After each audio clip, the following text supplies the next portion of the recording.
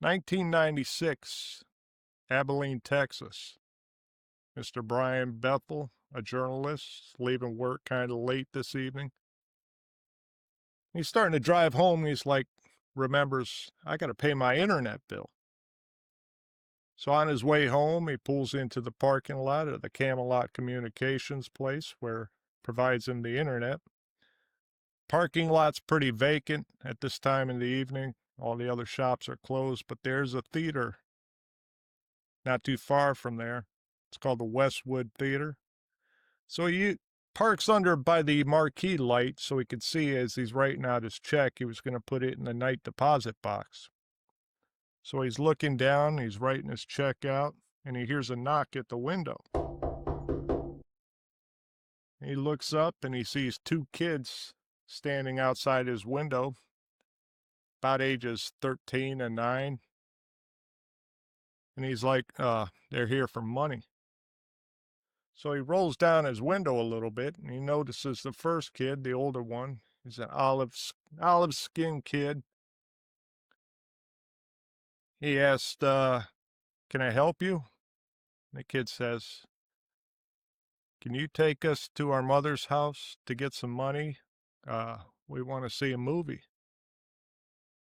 And all of a sudden, he's overcome by this fear. He doesn't understand why.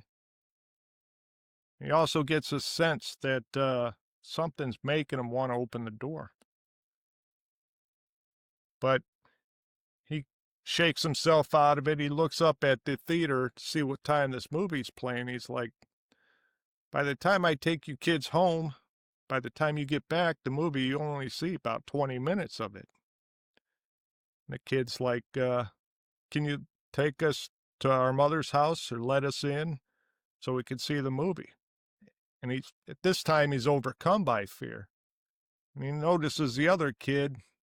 He's red hair, curly hair. He's also got freckles. They look up, and they got coal black eyes. And he is overcome almost by an anxiety attack at this time. And he feels himself almost unlocking the door. And the one kid starts saying, hey, we're just kids. It's not like we have a gun or something. At that point, I got to get out of here. So he makes up, sorry, kids, I got to go. The kid with the red hair comes up, starts pounding on the window. We can't be let in unless you invite us in. And he throws the car into reverse and then takes off from the parking lot. As he's doing that and trying to compose himself, he looks up in the rearview mirror, and the kids are gone. It's one small step for man, one giant leap for mankind.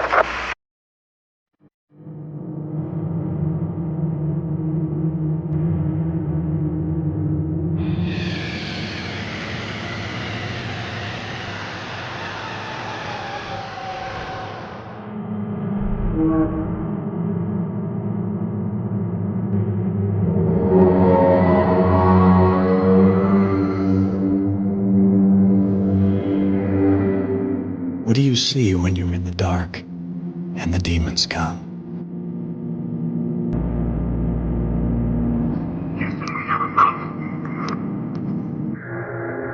Now I am become death, the destroyer of worlds.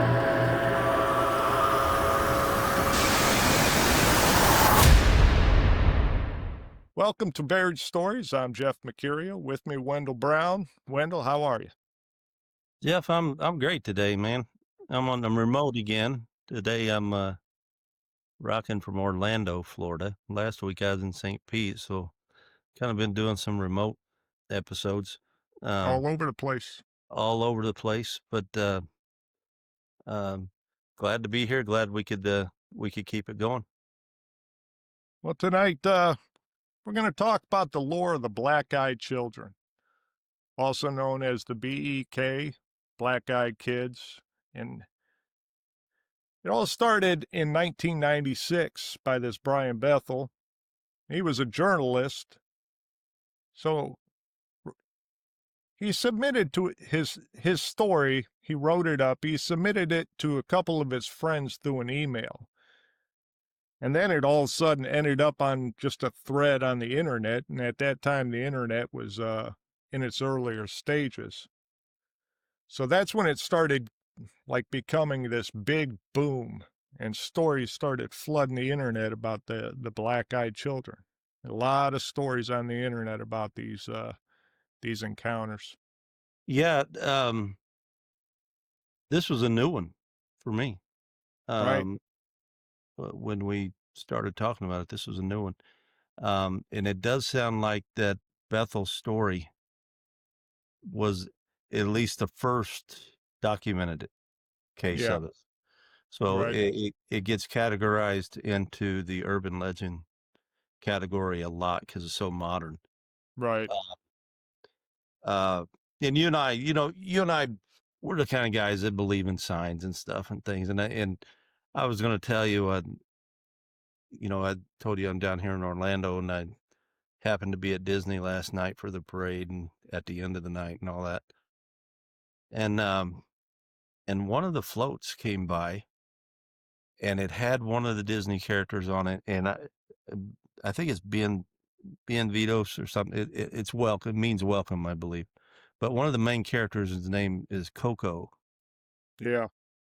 and this is a boy in a hoodie, and I think his face is meant to be a skeleton, Yeah. but they have him painted up. He's painted black around the eyes, and I was just watching that last night, knowing that we were going to talk about this tonight, and I was just thinking how ironic, ironic for that to come by right in Right. front. And but no, as far as the black-eyed children, it's the part about them having to be invited in. It seems like there's been some incidents where most of the time people do not invite them in. It's almost known. Right. No, you say no, and they eventually go away, or you drive away, or you shut the door and they go away. But episodes I've seen have been the Bethel case where the knock on the car door, the front doors, knocks on the front door asking if they can use phones Yeah. and things like that. There's one in the UK, and it's more of it's really presented as a ghost story, but it's the Right. black-eyed children, and and it and again, you and I are the kind of guys that believe in signs, and we believe there is good and evil in this world, even unseen good and evil. And I really lean towards these guys because of the invite, and I don't relate that to the vampire lore of you got to invite a vampire in and everything, but that's always been an interesting thing with the vampire lore, that actually vampires couldn't do anything to you if they were real unless you invited them in. So that is that it just leads me to believe that it's demonic in nature. Yeah. More I tend to agree because the same thing goes back to the vampires. I mean, they can't come in unless you invite them in. Well, evil can't come in unless you invite it in sometimes. And that's been around for ages. All the different folklore, the vampires, the black-eyed children, still plays along with that. You got to invite that evil in. And it's always don't let them in.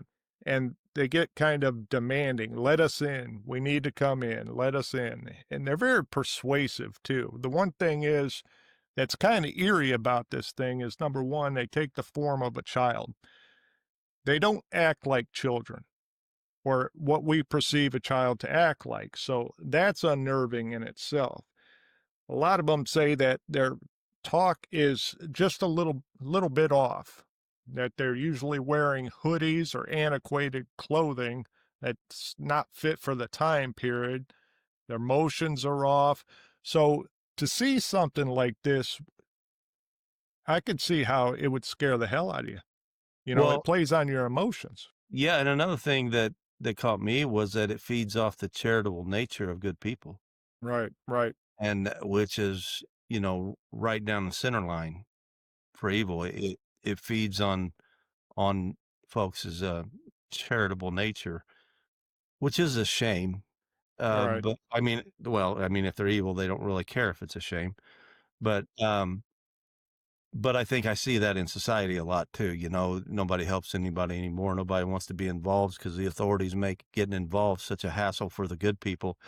They don't even want to get involved anymore. You don't pick up a hitchhiker anymore. And I don't buy that you don't pick up a hitchhiker because you're afraid necessarily for your life. Like, I think that guy is going to be a serial killer. It's not that. It's that I don't want the hassle.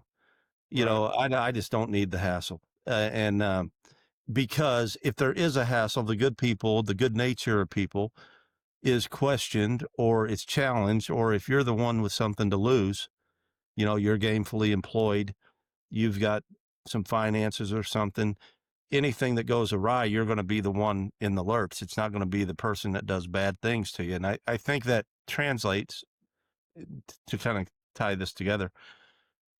I just think it translated in a lot of our society. And then that raises the question, is evil taking over? Is evil winning? And and if it is, it's doing a good job, because I admit I'm one of them. I think I'm the nicest guy in the world. And I know on here you may look at me and I may look like I have a scowl, but that's just my natural facial expression. It looks like a frown and everybody thinks I'm mad all the time, but I am the happiest go lucky person you'll ever meet, I think.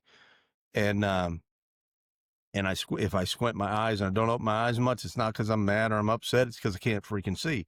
But without my glasses, and I don't wear my glasses on this because of all the reflections. But even with me, I'm guilty of it. A hitchhiker on the side of the road, it would probably have to feed on my charitable nature. It'd have to be a child for me to stop that I think is, in need of or hurting. It wouldn't be somebody just looking for a ride because they don't have a car. right. Um, and how many times you avoid even getting near an accident I know. Yeah. because if I mean, not that you're involved in it, but if you're around it, how many you got, I'm not involved in that. I'm not going to be involved in that. I'm moving on my way. And I'm as guilty as anybody else. And I think that's a shame. But speaking of this, is evil winning? What do you think?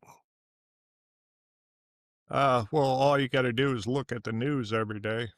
I mean, it's in the spotlight all the time. But I don't know. I tend to kind of agree with you. There's an uptick, at least in the reporting of evil. Every single day, something's going on, and it's all over the place. And it's not just a small town or a large city, but we're talking, it's entering into churches now, the colleges. So, yeah, there is an evil that's spread across the world right now, and sometimes you think it is winning. Well, what do you think about these black-eyed children? Because, like I said, it was new to me, so it hadn't been in the mainstream really very long. Man, I've number one, like I said, it was one of the most unnerving things that I heard when I first heard about this. Just because number one, the innocence of a child. Your heart goes out to children, especially children in need. If they come up to your car, if you see them lost somewhere, they're standing on your front porch, you have this innate feeling to help this helpless child. Then it looks up to you and it's got coal black eyes. I mean, they say the eyes are the windows to the soul. So if you got no eyes, what is it? That's, to me, it's pure evil. Do Uh, you think these are just random demonic entities because they're not the occurrences aren't very often No, they're not with these very guys? often, but I do think it's a play It's I do think it's an evil. If they are all real, and I know there's a ton of stories out there, and most of them are probably made up, but there are some stories out there that seem awfully real. Yeah, I think what it leaves behind, I think they are evil. That's what I think. I mean, we got a story, another story. This lady is coming home from work. She picks up her kid. Kid's about 10 years old. Kid sits in the back seat. She's driving home from work.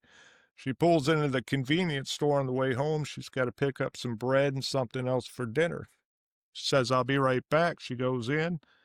She comes back out of the store. She's not really paying attention. She just grabs her bag, puts it on her passenger side, starts the car, and just like we do everything, we're creatures of habit. She looks up in the rearview mirror back to her child, and there's another child sitting behind her child, coal black eyes. She starts screaming. She jumps out of the car, grabs her kid, runs back into the convenience store.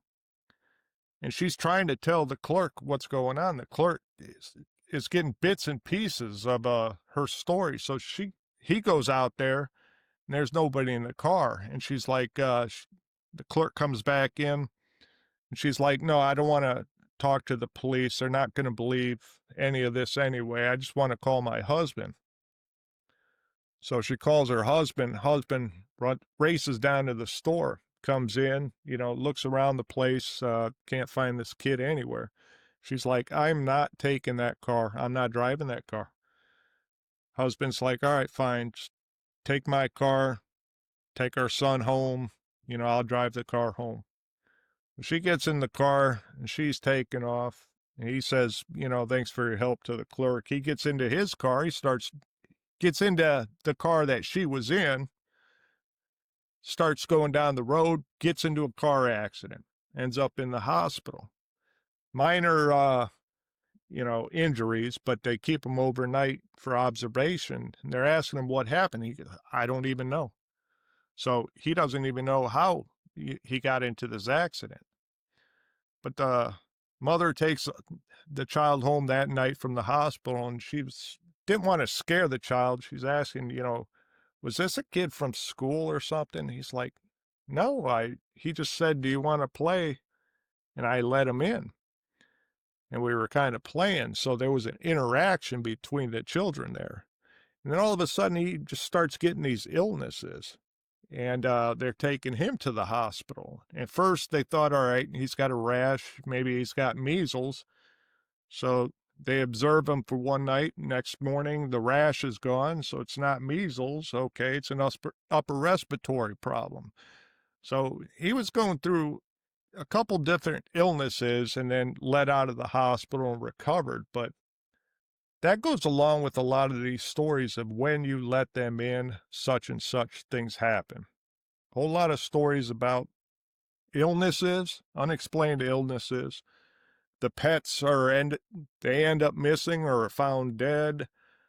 There's been cancer diagnosis after they're let in. So, when these things are let in, things happen, not good things.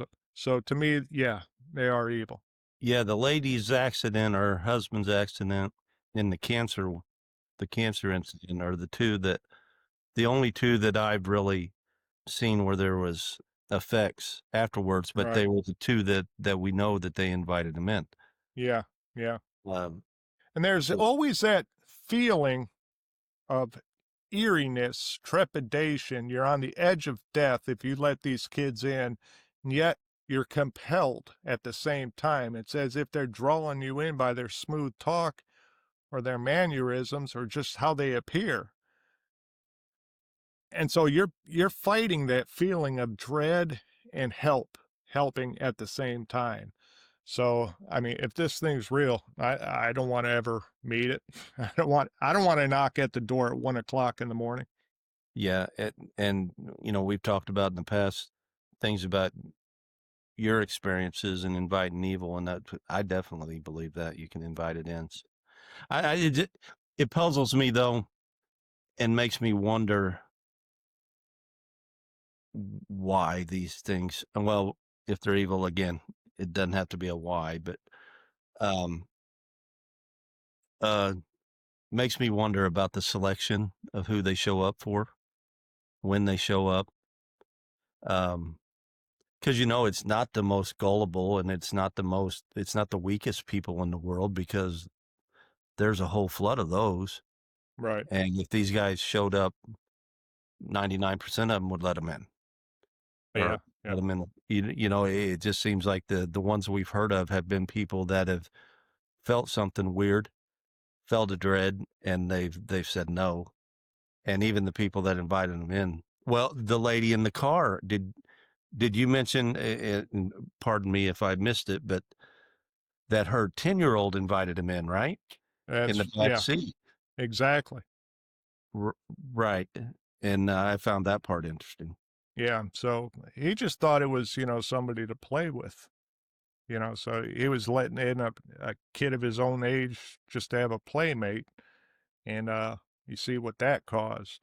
Yeah, So these things prey, and I don't know, it's worldwide. And you're right. They appear out of nowhere. They come at the oddest times. Their behavior is something that would make you think twice. But their selection, it's everybody. I mean, we're creatures of habit. So if we're driving down the road, we're not looking around for things that are out of place. Our head's always, we got to get to work, or we're going here. What's on the radio? What do I got to do tonight? So your mind's in 100 different places. And then something like this comes up to you. It, I mean, yeah, it breaks that cycle. And all of a sudden, because there's psychological damage involved in some of this, anxiety problems, psychological problems after an incident like this happens. yeah. So, well, it's an interesting story. I enjoyed looking into it. Um, Not a lot to look into, to be honest. Um, No, there's not this a was a lot of, good one. there's not a lot of, data out there on it, but, do you think it's, do you think it's an urban legend, maybe? Just a news story caught the internet, got hot, Yeah, maybe what it is? it's really hard to tell. I think there's some genuine stories out there where it happens. Because let's take just anything, a ghost or anything. People have these incidences happen to them. And if they post it, yeah, you're going to get thousands of people posting, oh, yeah, I've had to deal with that myself. And it goes on and on and on. Now, a couple of these, they may have actually happened to somebody, and then somebody else just starts telling a story, and it builds and builds because we try to outdo each other with stories like, oh, you had this happen? Well, let me one up this with, this is my story, so, but there's also this thing, it goes back to the changeling. Have you ever heard of the changeling? Yeah, back with the Irish folklore that these changelings, they would exchange themselves with children and like feed on your soul that way. And that comes from Ireland. And then, like you said, as far back as I was trying to do some of this research, the Iroquois Indians had what was called Octon, if I'm pronouncing that correctly. The Octon legend was this demon that was out in the woods. And what this demon would do was would entice these Iroquois women and have sex with them. And the result of that was this child would be born, and the child had coal black eyes. So you have a demon, the child's born, had coal black eyes, and they would take these children out and destroy them before, they could do anything. So Right. it goes back a long period of time. Yeah, this made me You know? think of Skinwalker a lot, with the Yeah, not yeah, the UFO part of Skinwalker, but the Skinwalker, um, how it attaches itself. right, yeah. You have to see it. And, so I don't know if they're real or not. but I'm going to look for him now. I'm going to look Yeah, for stories on him. I'm going to look for reports on it. right, right. Now, what would happen? What would you do if you got a knock? Well, at 1 in the morning or 12:30 in the evening, and you saw two kids on your porch. Think I would open the door. I wouldn't not open the door. Right, I'd listen to their story after we talked about this. They definitely wouldn't get in, but before this story, they probably would have.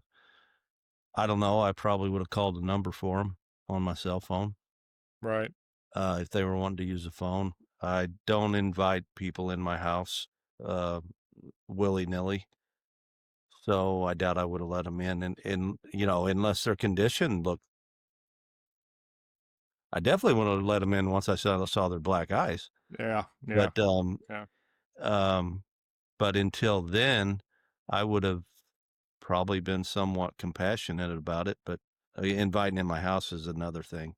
right, Um, right, I would have had to see some serious need um, and normal eyes for that. What about you? right.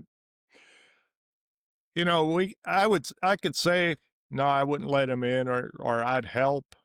But until you're in that situation, I don't know Yeah. what we would actually do. If you get that sense of dread, even going to the door, and if I got a pet that is barking, and once I touch the doorknob and it starts whining and running away, Hmm. that's alarm bells are going off in my head. So, I wonder what would have happened to that guy when they knocked on they wanted the movie ticket or they were wanting to go right. to the movie, Bethel. Yeah. I wonder if what would have happened if Well, he had opened his door. he was talking to a friend of his, and the friend was also saying that the friend's sister had a dream about children with black eyes. And she told Bethel, if you would have let him in, you wouldn't be here talking today. So I think it's straight up, it's evil. Remember, evil's here not to, make nice, it's to destroy. So, Yeah, and I think that's things overlooked. There's no middle ground. right. It doesn't have sympathy. It doesn't have mercy. It doesn't care your feelings, things like Yeah. that. But but yeah, I'm definitely going to be on the watch for him to Right. see what I see. Yeah. You and me both. When I drive home, I drive right by a playground. And I always look over there because I was listening to a late night radio host, and he had two stories about black eyed children. Um, he said one of his callers had called in. That caller was driving by a playground and saw a group of kids there. And as he's slowing down, all the kids stopped and turned towards his car and started running towards his car. And the guy just took off. And then when he looked in the rearview mirror, like they were all gone. So I'm like, wow. I mean, so when I'm driving by that playground every night, I look over. I mean, I don't stop, I don't slow down too much.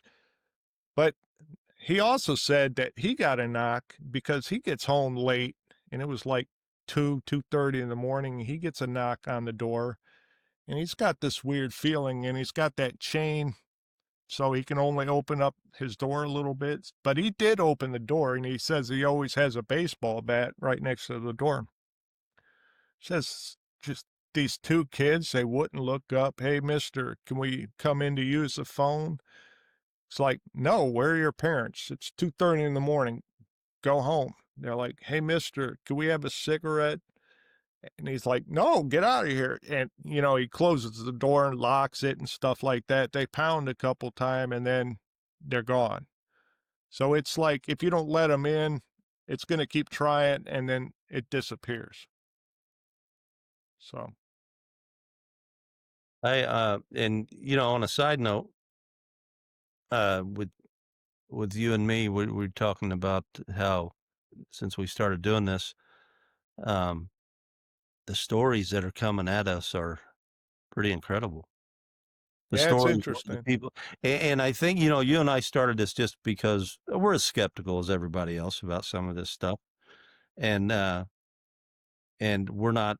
I don't think we're gullible to where we believe absolutely every report that's made. We just think there's a possibility of things that we cannot see that are here, Right. and and I'm really feeling good about some of the stories that people are just opening up, and our intention was kind of just be something that people, you can't talk about a lot of the subjects you and I talk about to just anybody. Right. And a lot of people, one, don't have the patience for it, but two, just aren't interested in it. Three, don't believe it, whatever the case may be. And I think there's a lot of people out there with, we call this buried stories, and I think it's a perfect name. Kudos to you for that, coming up with that. Um, that we're just open minded, and we love to talk. We'll talk about anything, Right. and we'll give anything a chance, and we're not going to judge you at the end of it, because unless we can prove different, our opinion's as good as yours is, Yeah. and but I really feel good. I just wanted to put that out there because you might even edit this part out. I don't know, but um, I really feel good about some of the people that are the most unlikely people you would think Yeah. had a story to tell. They're texting us, they're coming up, liking a previous episode, and by the way, I had this. Yeah. I Yeah. I can name 6 or 7 of them right now in the last week that came up to me, and that's very fulfilling. I think whatever may come of this, I think it's kind of a neat platform. At least we'll talk about it. Yeah. If somebody Yeah. wants to talk about it.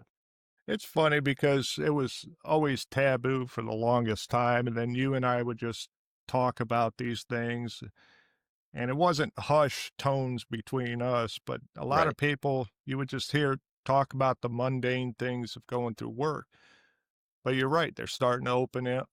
Like, what's the craziest thing that ever happened to you? And all of a sudden, like, the floodgates open, and it's like, holy smoke, man!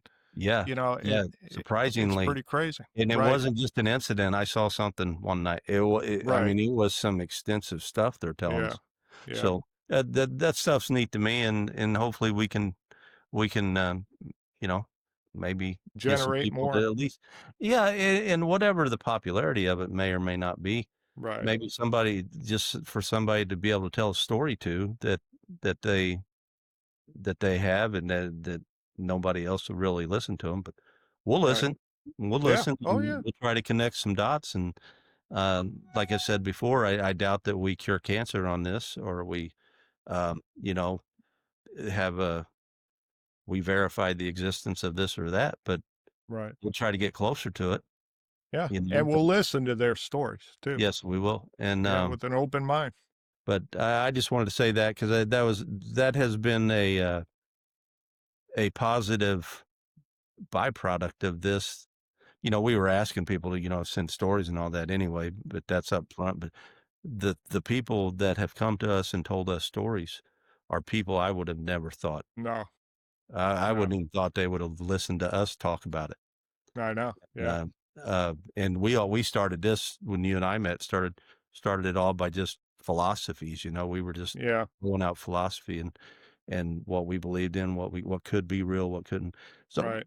so I'll leave it there. But I just wanted to say that I know you've had some incidents with people coming up to you too, but I have too, and I don't know how Yeah. you feel about it, but that's why I think we even started this, was to see what stories we could hear and what are out there, and see if people could tell some things, because there's a lot of stories out there people never tell you. True. They Yeah, they just leave it buried, yeah, and that's why we're just trying to open up. Because I like to hear the human aspect from every situation of how they dealt with it, or what did it feel like to see this, through their eyes, just to get an understanding from their point of view.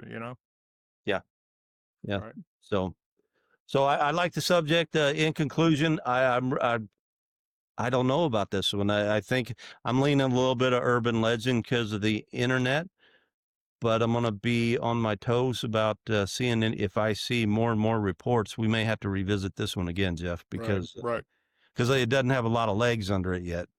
right. And but maybe we'll turn up more. Maybe somebody else tell us a different story about the same Right. thing. So there you go. Well, with that, ladies and gentlemen, I hope you had a good time listening. If you have a story, a black-eyed kid story, leave a comment below.